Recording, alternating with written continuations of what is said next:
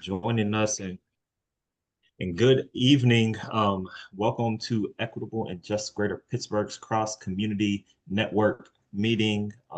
We are so appreciative of all of you all joining, and I know that this is a little bit of a different format than some of you all may be used to, but please understand that this is an opportunity to share resources, ideas across you all's respective communities. My name is Marquise Wheeler. I'm one of the community connectors for EJGP. I know that everybody on this call, or I'm assuming everybody on this call does not know each other. So if we could just spend, each person 10 seconds, just sharing who you are and what community you are represented, that would be greatly appreciated. Jason, I'll kick it off to you since you're the biggest person on my screen right now. All right. All right. Thanks, Marquise. Yeah. Hi, everybody. In case I haven't met you yet, I think Annie and you're probably the only one. My name is Jason Beery. I am the director of Equitable and Just Greater Pittsburgh, and I live in Dormont, just outside the city in the south. So thank you. Marquise, why don't you just call on people and then I'm gonna just pull up the list and just go down the list of the participants here. So Miss Carol, you want to go? Sure. I am Carol Hardiman, and I serve at the Hill District Consensus Group in a whole lot of capacities.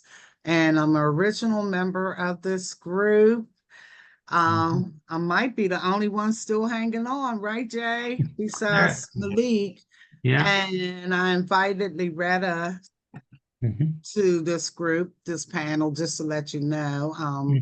And she can introduce herself. So you want me to pass it on? I could pass it on to Carla. I see Carla.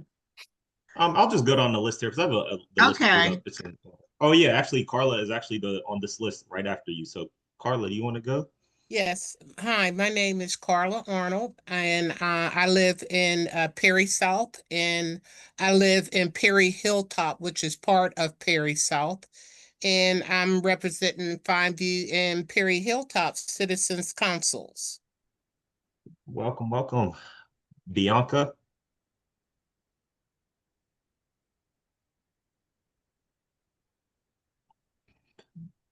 Bianca. Sorry, I was having some trouble unmuting. Hi, my name is Bianca. I work with Jason and Marquise. I'm a community connector. I represent Wilkinsburg, Bloomfield, Garfield, and the Hazelwood area. I don't know. Do you want me to say anything else? No, unless you feel inclined to think that was awesome. Bill. Good evening, everyone. I'm Bill Shimko. I am the executive director of the Hilltop Alliance. We represent 12 neighborhoods in the southern portion of the city of Pittsburgh. One of those neighborhoods is the borough of Mount Oliver. So a little bit of city, or a whole lot of city and a little bit of borough. I'm eating dinner tonight, so I am going to be off camera. Absolutely. Absolutely. Loretta?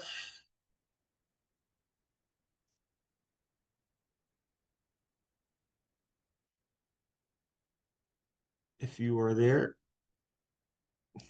If not, Yes, I'm here. I'm sorry. I just had a hard time connecting. Hi, my name is Loretta Payne. I am a volunteer with Hill District Consensus Group and Hill Human Rights City Alliance. Oh, God.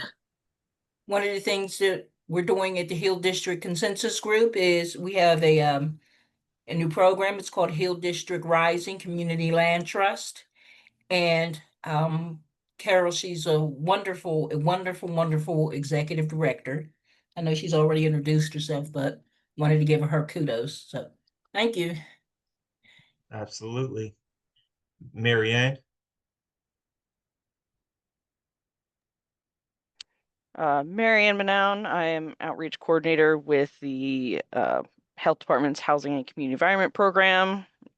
been with the health department for 18 years, most of those as an inspector, all over the county. I myself live in Crafton. Awesome. Thank you so much for joining us today. Ms. Sharon.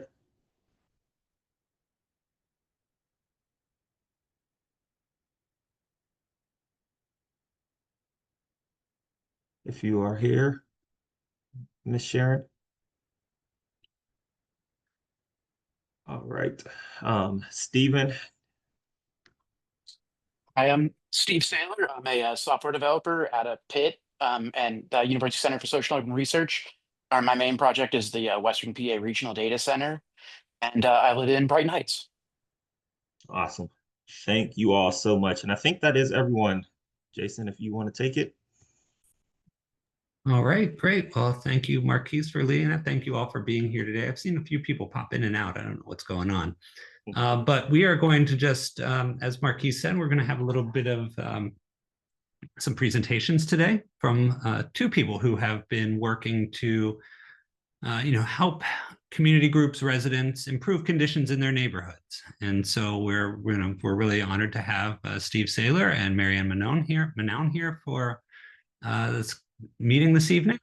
And we are going to start off with Steve, who is going to give a little bit of a short presentation about a project that he's been developing at the Western Pennsylvania Regional Data Center called Parcels and At.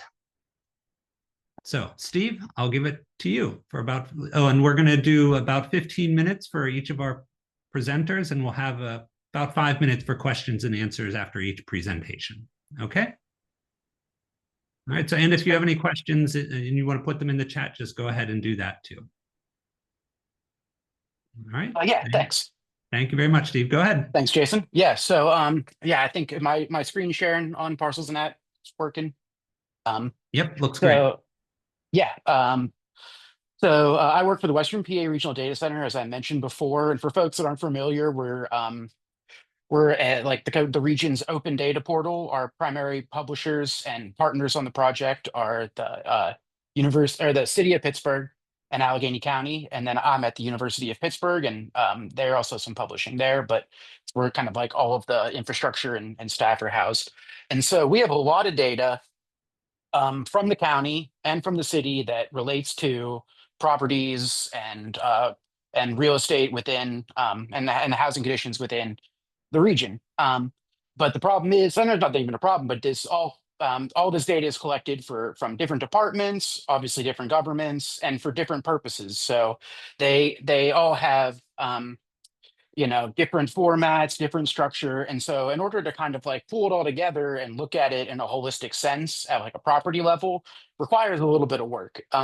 So one of the things that I've been kind of working on the whole time, a little bit back and forth, over the years, and now finally we were kind of funded to work on this past year, is to build a unified interface where you can kind of search for parcels, look at parcels on a map, click on them, and then get all of the open data that we have available in kind of like your real estate sales website type of interface. And so just going to real quick run through some of all of the data that we have.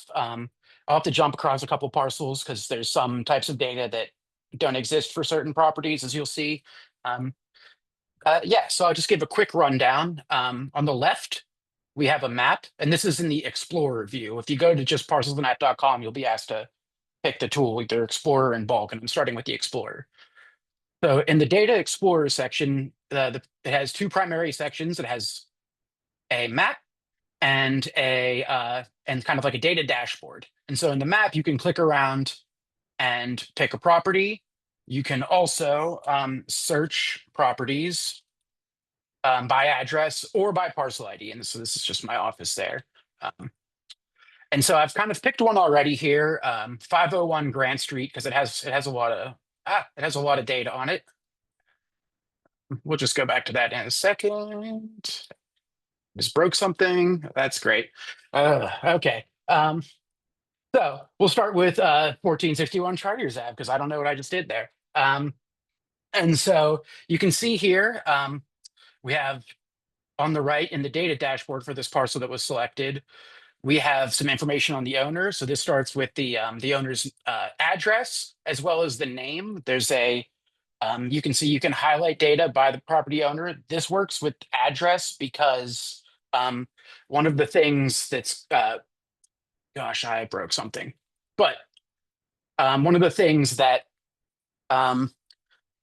we like the county has an ordinance that doesn't allow open data to have owners' names of properties in like a downloadable, searchable form. So we have to do everything by the owner address. The way I get the names is by scraping the county's real estate website, which has the name as like a reported piece of data, but doesn't in and of itself exist in our data or can be searched on their website. And so, yeah, I have some information about that here. We also, in the owner section, kind of get some details about the owner's overall portfolio.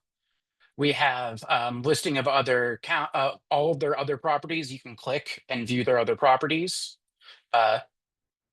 And yeah, and as I said, you can highlight that once I fix this bug. We've been getting hit on the data center with a lot of AI scrapers, and I have a feeling that the data center is kind of not working well right now. And so this works as a view on the data center. So as our data gets published from our publishers at the city and the county, and also a bunch of nonprofits that eventually might have data that's related to properties, as well as we're looking at talking with some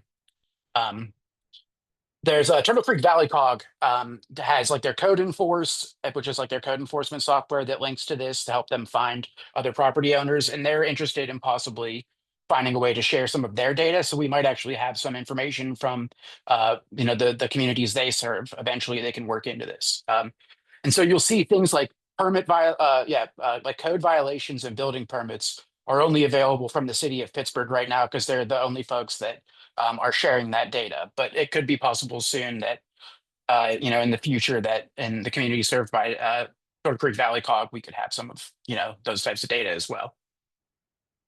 All right. A lot of this data comes from the assessment tables from the county. So every month they send us updated assessment data. And so here you can see, this is the fair market values. Here you can see we have like the total value, the land value, the building value for this lot here. And then if there's other exemptions, it'll show up here. This one has $0 exemption. And now if you own if you own your home or the owner owns the home, you'll see oftentimes, and they've applied for it, they'll have like the homestead exemption. There's a few others like clean and green, which I have a hard time finding. Clean and greens is very rare.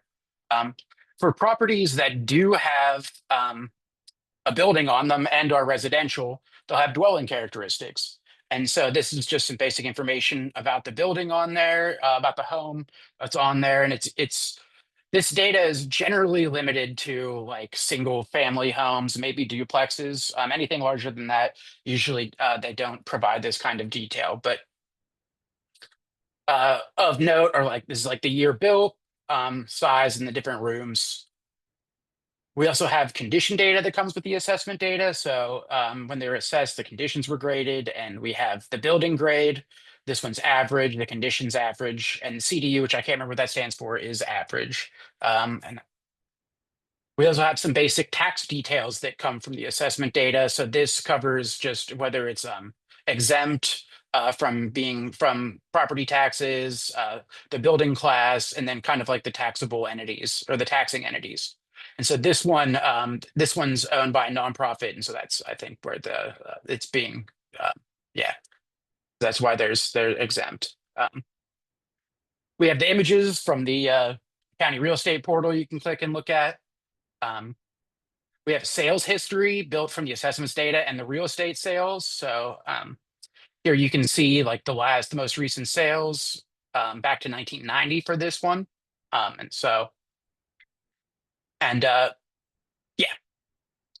You can kind of see the history of this, where there was a government sale, multi-parcel sale, and that kind of relates to how Hilltop Alliance ended up purchasing this. There are, if there's an assessment appeals that have taken place or are in process, data will show up here. That pretty much just shows kind of how much the appeal, like what new assessed value the owner is appealing for, and kind of what change that would make, in just like a graph that shows the difference. We also list all of the building permits for City of Pittsburgh properties that have building permits. And so for each one, we have like the issue date, the permit type, the work type. And so we have all this kind of data about each of them. And then in addition to permits, we have code violations. Each code violation has status. So this is where, this is the status of, like, so you can see this one's closed. This one was sent to clean and lean. You can see when the code violation was found during the investigation, what time the investigation was, some details about what actually happened and what the code violation is about, instructions given to the owner, as well as an investigation history, which for records that have, some of these are probably just pretty cut and dry, but for records that have like multiple, like where there's a code violation and then the inspectors come back and there hasn't been a change. Actually, this closed one might have. Yeah, this one was closed immediately. But for ones where that might have like a long history of coming back, you can see over time the different like inspection results. This building, there we go, has a lot. We're also working on lead exposure risks.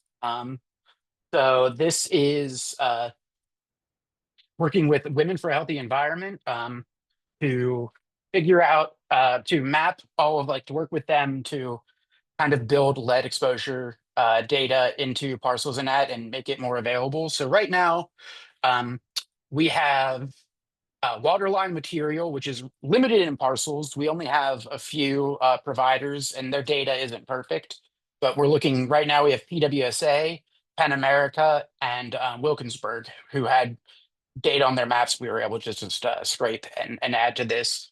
And then we also are going to do more information about building age and other risks, even from from the county as well, which I guess actually I'll be learning more about after this, after my presentation. So that'll be exciting. And we do have their data, the community environment data. However, it's currently, and I know County Stat is working with some folks to add the parcel IDs. We just have the addresses. And so once the parcel IDs are added to the open data that is published on the county, that data will start showing up in here as well, the health and community environment data.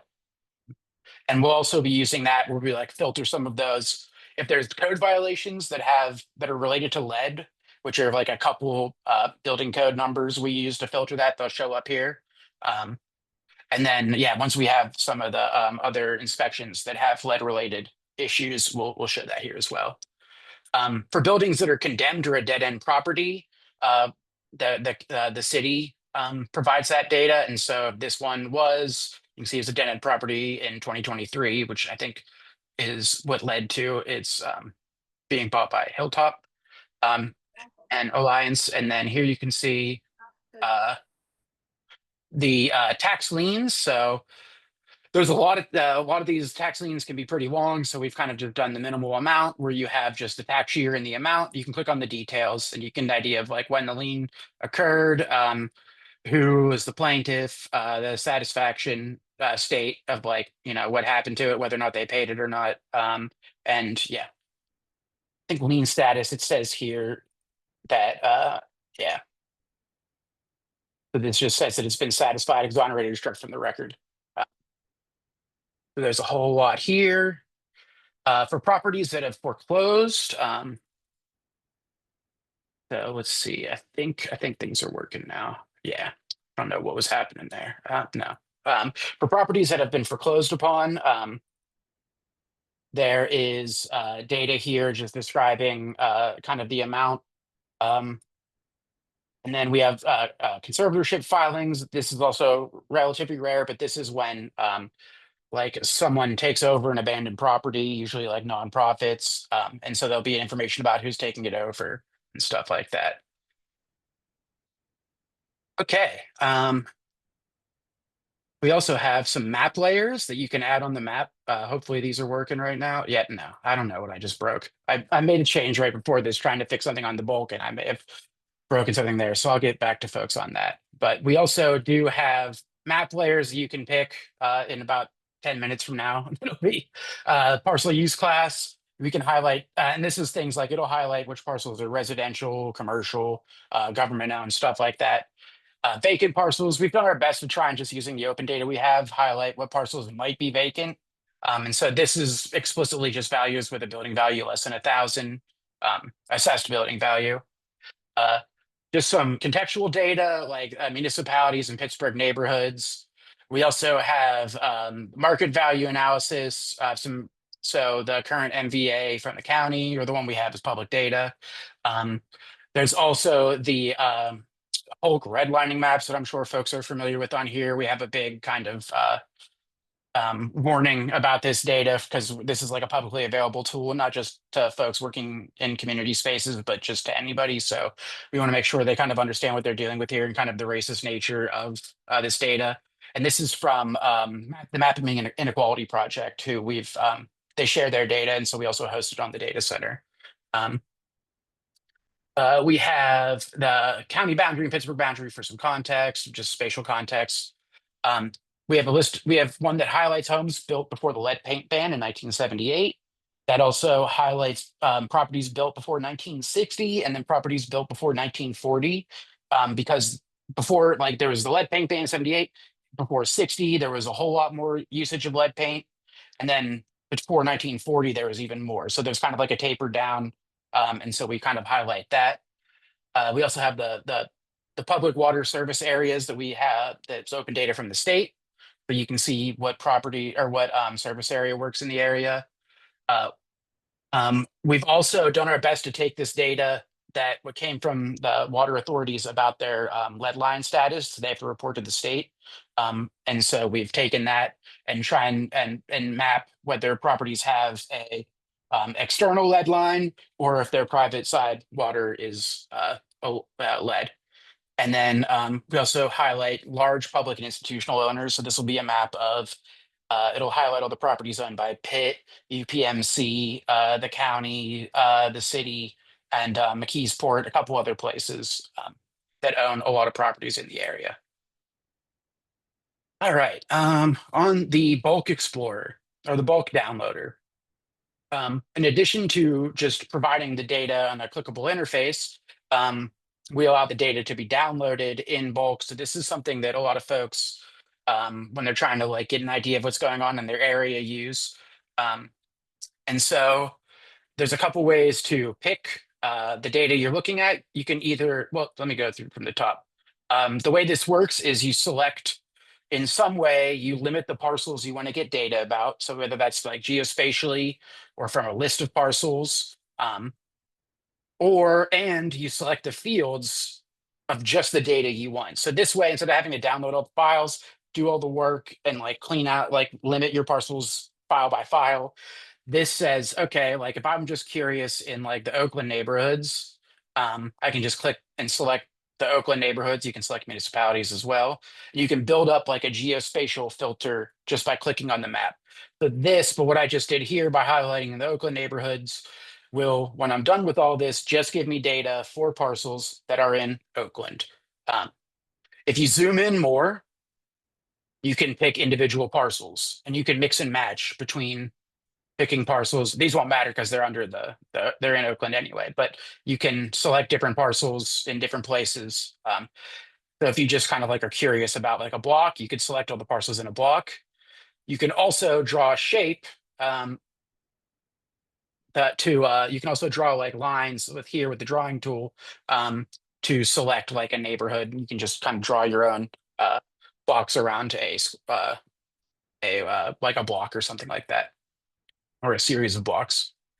So now that I've kind of done my selection here, I'm going to go down and select some fields. So these are all the data that showed up in the dashboard. I'm just going to pick one here and hit download, and things are being wonky. Who knows if that's going to work, but what I will show is when the download comes through.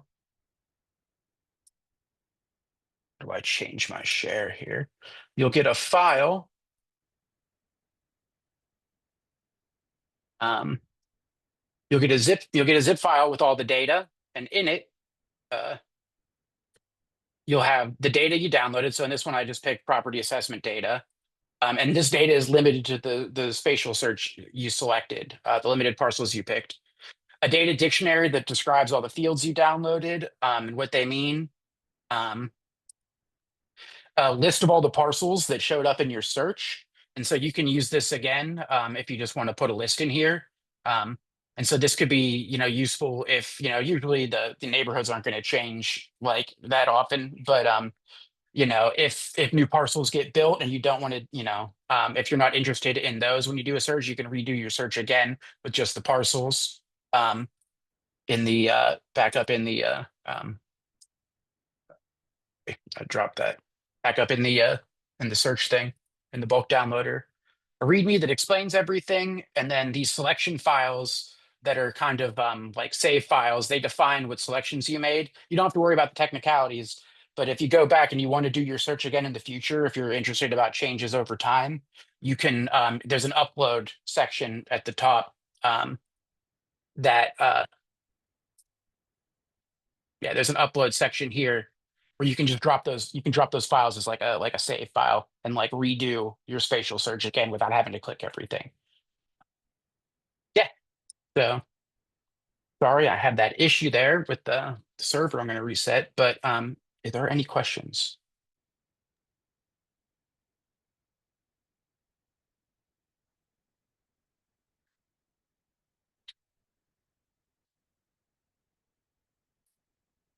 Bill? Stephen, thanks for choosing the Hilltop Alliance house there. I was, that was trying not to eat, and then all of a sudden I saw something. I was like, "Wait a second, we own that house." It's being currently renovated. Started last week. It'll be a beautiful 3 to 4 bedroom home. If anyone's looking for an affordable house in Pittsburgh, 80% AMI or less. It comes with $40,000 a URA forgivable loan. It'll probably be $170,000 ish sale price, so minus the 40. So it's going to be a great house. 3 to 4 bedroom garage as well. So if anybody's interested, please let me know. Should be done in December. Thanks, Bill. Go ahead, Miss Carol.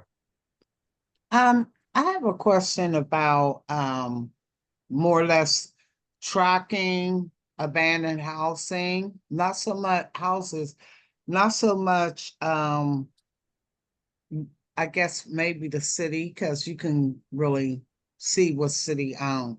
But I think in our community in particular, we have people that not necessarily will buy a home and not necessarily improve the home, like, just sit and sit and sit, and it'll blight out the community. So I know, like, my neighbor, she always brings this to my attention, because she's not from this area, she's from Butler, PA or somewhere, and she always says, wherever she lived, if someone brought a home, you should have a certain amount of period of time to fix that home, or at least be working on it. So I get what she's saying, that it brings down her home value because of that, and nobody's making whoever got the home in particular do the work on the home.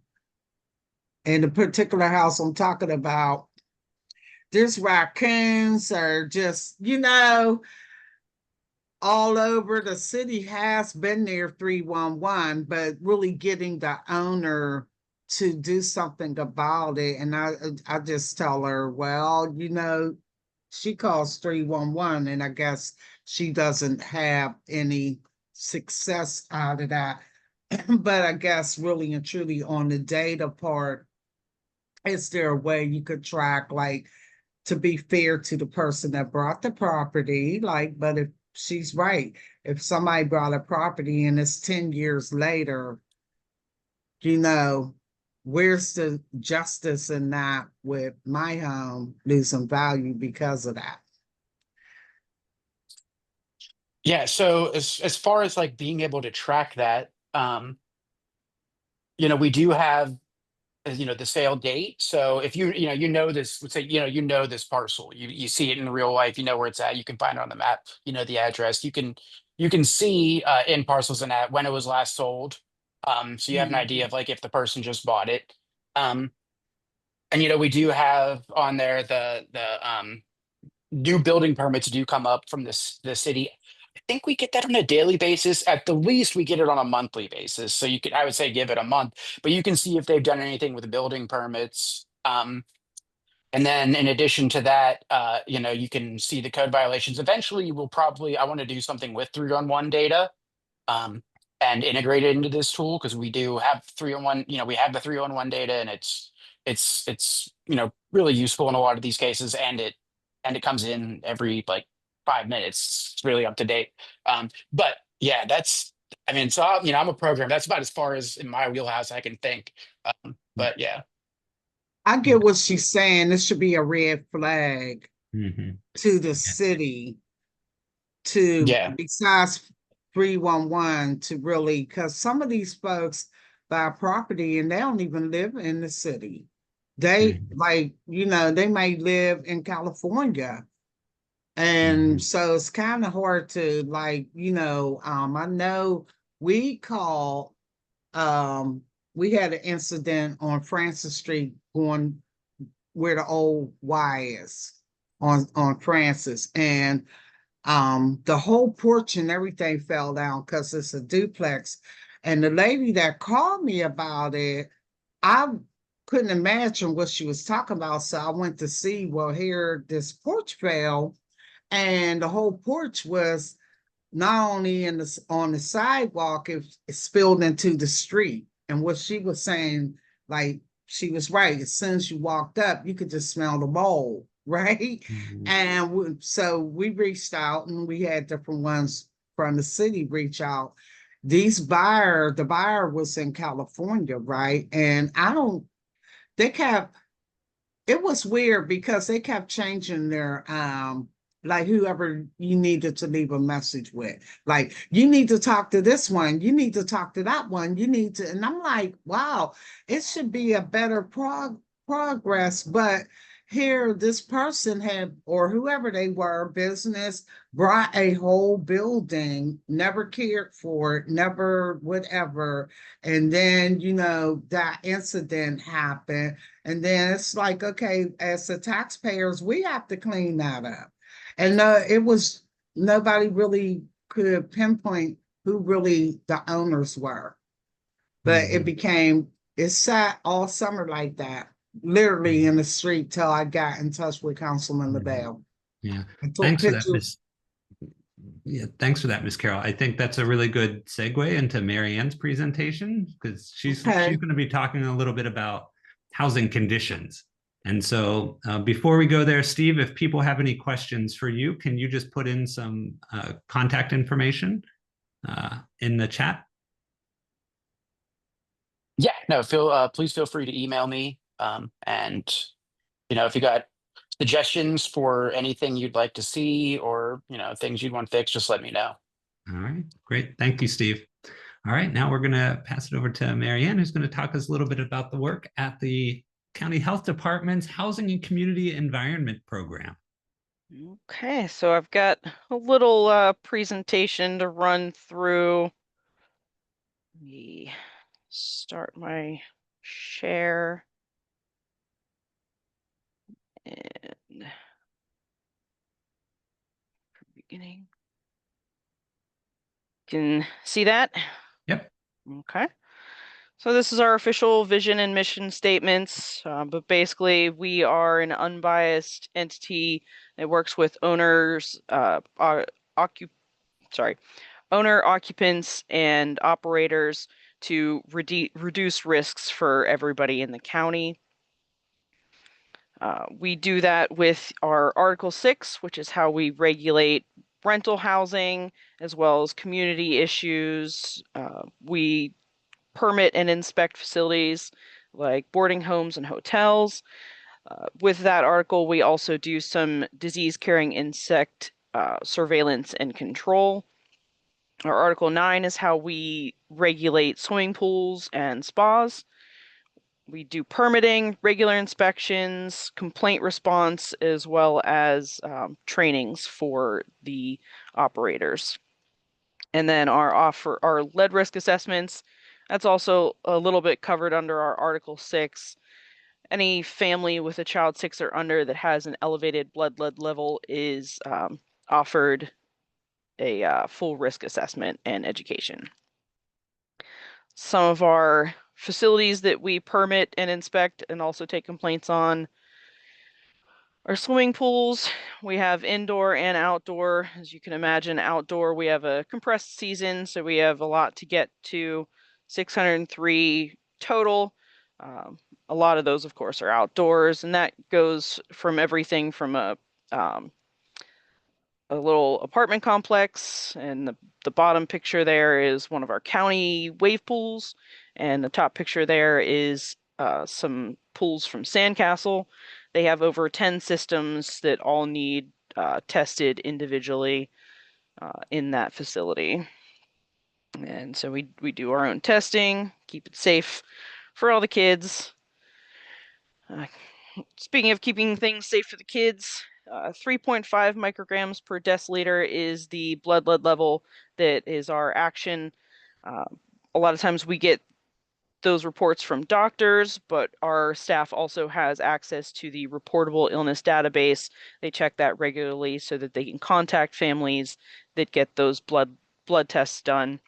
And that is by a venous test. Typically, a finger stick is the first step, and then they confirm that with a venous. Education is offered to the family, typically over the phone. The person that does that is bilingual, so we can also easily service families that speak Spanish. We do have translation that can help with other languages as well. When the lead risk assessor comes out, they will take samples of the water, they will take samples of household dust and dirt outside of the home, particularly if there's a place the child plays or around the drip line of the home.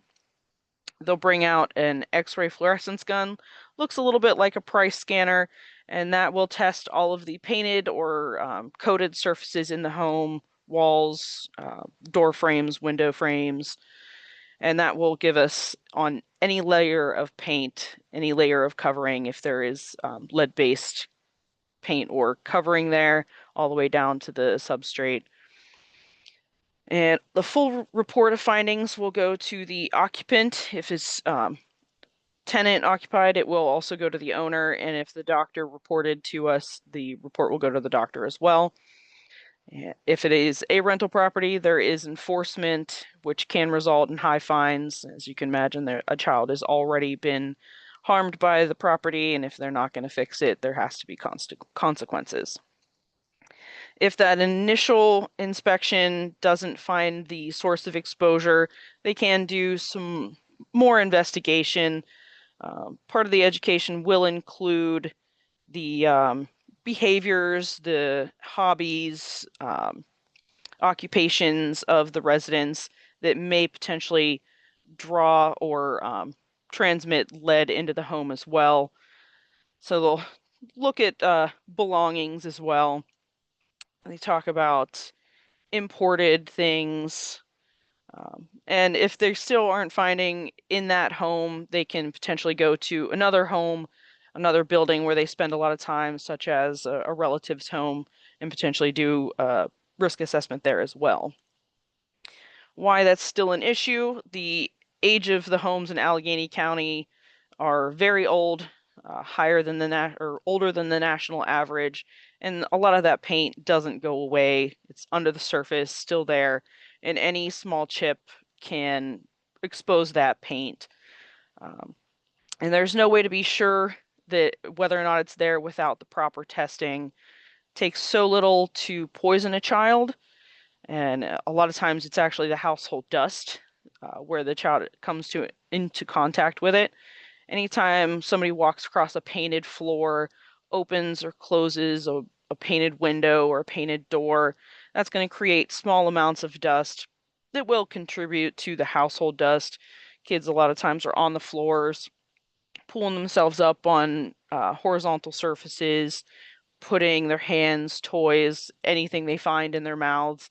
So that's how they often come in contact with the lead. And it can have lasting effects, lower IQ, delinquency issues, behavioral problems. So it's important to take care of that. There is a correlation with anemia. It is important for children to have the iron, calcium, and vitamin C that they need.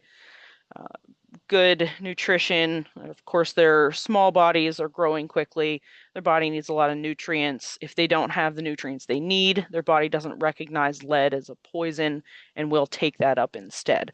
So having those proper nutritional needs met will help reduce the chances of the body taking that up and holding on to it. All children should be tested at their 9 to 12 month as well as 24-month checkups. The adherence to that rule isn't very good. From what I understand, it's 40 to 60%. So it's always good to have people talk to their doctors, make sure that test is done, make sure they know what the result is. And those time periods are chosen because of the child getting more mobile at those times. Our complaint-based activities, we average about 3,600 complaints per year over the last 4 years. That includes our community environment complaints, which we can take anonymously. We can just go check those out after a complaint is made. And that includes things like the trash you see there. Complaint housing, we do require contact information because we need to schedule an inspection with the family if it is needed. And that's of course, the conditions inside the home, like the leaks. Complaints about permitted facilities, those can also be anonymous. We have a permit established, so we have some sort of relationship with the facility. We can either call them, go out, and investigate that complaint. Some common community environment complaints are pests, trash, dog waste, open houses.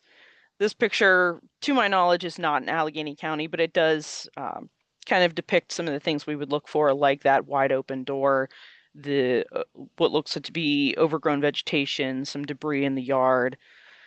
The one caveat is, in the city of Pittsburgh, if there is no allegation or evidence of pests, those cases will go to City 311 and they'll do the follow-up on those. So if there's mosquitoes, rodents, things like that, we would service those and anything outside of the city.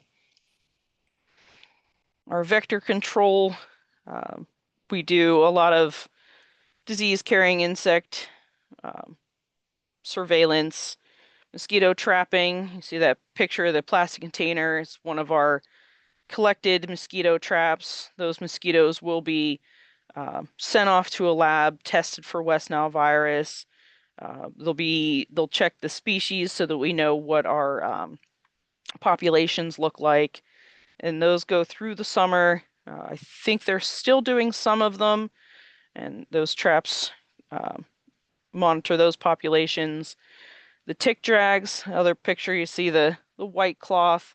They go along public land use areas like parks and just drag the sheet along walkways where there's a lot of leaf litter, some vegetation, and they'll pick all the ticks off of that sheet there. Again, send them off for species identification and any disease identification that they may have. Or mosquito control. Last year, they treated 47 wetlands. The picture on the bottom is our vector control specialist and his technician, along with one of our inspectors, treating one of the wetlands. And then every early summer, they'll treat the storm drains for mosquito larvae as well. And adult sprays throughout the summer. If there's high mosquito counts, they'll go out to different areas with an ultra low volume sprayer that will knock down the adult population. Anybody that's on the sensitive persons list will get notified, and they do turn off the sprayer in those locations as well as around apiaries, being careful to not hurt the bees.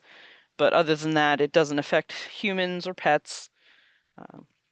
So that's that. They do take a lot of complaints about the mosquito hazards. Last year, over the summer, we received 191 complaints that were labeled as a West Nile virus risk. So that would be something that's holding water. It doesn't have to be a big pool like this. It can be a trash can, a small pond, toys out in the yard. And of course, that water can be mosquito breeding sites. It can also provide a water source for other pests. And of course, the mosquitoes can transmit West Nile virus. In other locations, they can also transmit other diseases. One big mosquito hazard is tires. You know, as you look through woods, even driving along the roads, you'll always see tires that have been discarded, particularly without rims. They do hold water. They're a very nutrient dense, organic, small pool that is undisturbed, often shady, and mosquitoes love those small areas. And a tire pile was actually the site where the invasive, aggressive, day-biting Asian tiger mosquito took hold in the area, was in a tire pile. So we often are involved with tire piles. Common housing complaints are, of course, pests again, moisture issues, ventilation issues, electrical issues, windows, structural, like stairs and walls. And then we have our emergency complaints, which includes things like no heat in the winter and interior sewage backups. Those are handled slightly differently. And of course, any of these issues can contribute to different health concerns, whether it be falls or contributing to respiratory conditions. And of course, any of these things can contribute to mental health concerns. Our non-emergency complaints, the first thing that happens is we send out a letter to the owner as well as the complainant when that complaint comes in. It will give a time frame for the owner to address that complaint before we get involved further. Once that notice is up, the inspector gets the case and will follow up, whether that's just going out to a community environment complaint or following up with a complainant. If there are violations found, an inspection report will be sent to the owner. If it is an interior complaint with a rental, the violations will also go to the tenant. At that point, we do not follow up with the complainant on a community environment complaint. So that inspection will come with a letter that has a due date for our specific violations. After that due date, the inspector again will follow up for reinspection. If significant violations still exist, a penalty assessment warning letter can be sent. If there has been significant progress, but we still need some things done, we can send an extension. But one extension is usually granted. And if we go back and it's still not progressing, we would then issue the penalty assessment warning letter. After that penalty assessment warning letter, the next inspection can result in fines. The emergency conditions, as I mentioned, are handled a little bit different. They receive faster response, accelerated enforcement. First thing that happens is a phone call to the responsible party. We do actually also make those phone calls on the weekends. So Friday night, Saturday, Sunday, one of the administrators gets that information to make that first call. And an inspection would be scheduled very quickly if it is in fact needed. And that first letter that goes out will be the penalty assessment warning letter, meaning that the fines are possible at the second inspection. Of the just over 2,000 housing complaints in 2023, over a quarter of them were actually corrected prior to needing an inspection. So that first contact is helpful. Just over 21%, they do correct all of the major violations, at least, if not all of violations. We do like to point out over 6% move out after that initial inspection, and we like to make sure that people know we do go and verify that it has been vacated. So it's important that we're notified, and the landlord gets a letter that they cannot reoccupy that until we have a satisfactory inspection. And then just over 21%, we don't know what happens. So it's important that people do follow up with us, even if it's to tell us that they've moved, to tell us that they're not interested anymore. We especially want to know if a landlord has been aggressive. We do know it's possible that there could be threats or retaliation. So we do want to know that, even if the case isn't going to progress. So a small percentage of our cases do go to penalty. That isn't our goal. Our goal is to have the money go into the property, stabilize that property, have it remain as some of our housing stock in the county. But if things aren't being taken care of, there has to be repercussions. There has to be consequences, especially when somebody is at risk in these conditions. So, and the penalties are calculated on a standardized table. It can take into account the number of violations, the type of violation, and it can also include things like if we have a history with that owner, if they are being if they're being nasty to us, if they're or if they genuinely wanted to do it but they just couldn't. Those things can all be calculated into the fine. Of course, everyone deserves to live in a safe and healthy home. A lot of times when people contact us, they're at the end of the rope. They've been dealing with these conditions for months. We don't want things to go that far. If we do want the landlord notified, but if they're not going to take care of it right away, if they're dragging their feet, let us know, because our enforcement starts when we see that violation. We cannot take into account the months that have been weighing on that tenant. We don't want them to be at their wits' end at that point. We want to help them before that gets to that point. And as we mentioned, the real harm that those violations can be to a family. So it's good to, use the resources that you have. This is where we are located. Our phone number. Complaints can be entered over the phone or online. Periodically, we have somebody walk into the office to put in a complaint as well. But even if somebody calls that phone number off hours, there is an answering service, and that's how we get those emergency calls over the weekend and holidays. So I'm gonna stop sharing. It looked like there was some questions. All right. Thank you, Maryann. Yeah. Does anybody have any questions for Maryann? I have one. Oh, wait. Thea, Miss Thea, go ahead.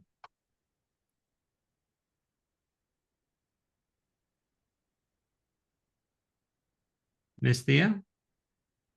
There you go. Does the county have any do anything about radon or asbestos testing or remediation? So radon, we have an education, a little bit of an education. We do have a one page of our website that has some education. We have a few radon test kits left. We were able to acquire some that we started giving out in January, and we have I think just over 100 left. So we do some education, but we currently don't have any enforcement for radon. But yeah, just basically the education. In terms of asbestos, that is our air quality department. They do have people that are certified to look for asbestos. So do they go out? Do they go out proactively and look for that, or is that a complaint-driven process for them to get involved? I believe it's complaint driven unless there's like a building being demolished or big renovations. They may have to do that proactively. Okay, would that include or two unit buildings? Probably not. I'm not really sure exactly what they do in terms of proactive inspection. Okay, thank you. Mm. All right, go ahead, Ms. Carroll. And this will probably be our last question, so we can just wrap it up. Go ahead. My question, in the case of in particular seniors that live in senior buildings that are just dealing with a whole horrific things regarding slum and so on and so on. And in particular, seniors, we put some information out there for them to call, right, Maryann, so they can call and report what's going on. But some of them felt like there was going to be some retaliation. And then I heard that they dropped their complaint. So what I'm trying to say is, when there's like one or I would say 5 or more complaints, is it possible for you guys to come out and actually, see because what's really going on in these senior buildings? Because a lot of these senior buildings, they have bed bugs, they have all type of things. Like the one building had like the garbage chute never got empty, and it reached up like to I guess the chute almost to the 10th floor. And I'm like, that is crazy, right? And then, Yeah. of course, the seniors, they really want to somebody to talk to. It's not complaining, right? And they could show you everything that's going on, but they're also intimidated. And I've learned that they have to individually call and make the complaint. And so I'm like, well, it should be something where somebody comes and takes record and note to them so that they can, get on record. So one of the things that we do, especially in a multi-unit building, if we get one complaint, we know chances are there's other units that have issues. So we do have a flyering program that is part of our outreach. If an inspector is in a building, they will flyer up to 25 units in a building. So that way there is a little bit of safety in numbers if we have multiple complaints in one building. We do know that retaliation happens. Our Housing Advisory Committee was convened earlier this year, and I know kind of displacement prevention is one of the things that they are really interested in looking at especially in terms of, retaliation and things like that. So the flyering is our biggest thing with trying to get as many complaints as we can, get the true picture of what's going on in that building, especially when it comes to pests. So, a lot of times you get one complaint, the landlord wants to treat one unit, especially with bed bugs and roaches, that's just going to spread.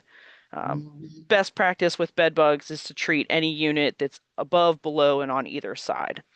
So if there are bed bugs, we want to know everybody that has bed bugs. And a lot of times if we get a complaint about pests, we tell that person, talk to your neighbors. Let us, see if anybody will let us in.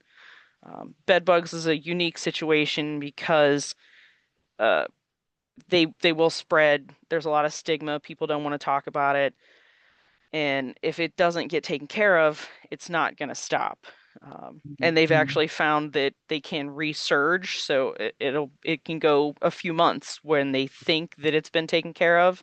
And then landlords get mad. They think somebody has reintroduced them to the building when in reality, research has been done with genetics that shows that they were never actually eliminated in the building. They just were able to slowly come back.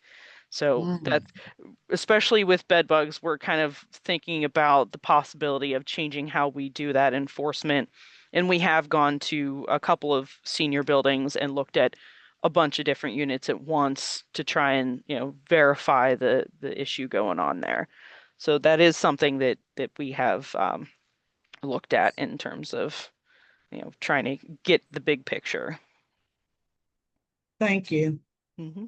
All right, great. I'm just going to drop in the chat right now since it came up. The Housing Justice Table is putting together, some folks from the Housing Justice Table are putting together a sign-on letter for an anti-retaliation ordinance in the county. So that is something that hopefully will go to county council sometime this year. And it would help prevent those situations where tenants could be evicted or not have their lease renewed just because they make a complaint about the housing conditions. So if any of your organizations or you individually are interested in signing on, I know that those groups would support that. Yeah, so thank you, Maryann, for that. If you could just drop your contact, you beat me to it. All right, thank you very much. Yeah, thank you all. And just one other quick question for you, Maryann. Just to clarify, it is the kind of the blight complaints, except for rodents, that would be forwarded to 311, correct? In the city of Pittsburgh. Yeah, anything that's not pest related. Not pest related. Okay. So it could be mosquitoes, it could be rodents. Every once in a while, we do get complaints about roaches coming from a recently vacated property to a neighboring property. Anything where there's a pest issue, we would still be involved with. Gotcha. And then the housing complaints, the in-unit complaints for tenants, that's across the county, correct? So that's city of Pittsburgh too. Correct. Okay. All right. Great. All right. Are there? Yeah. So thank you both very much. Marquise, you want to wrap us up?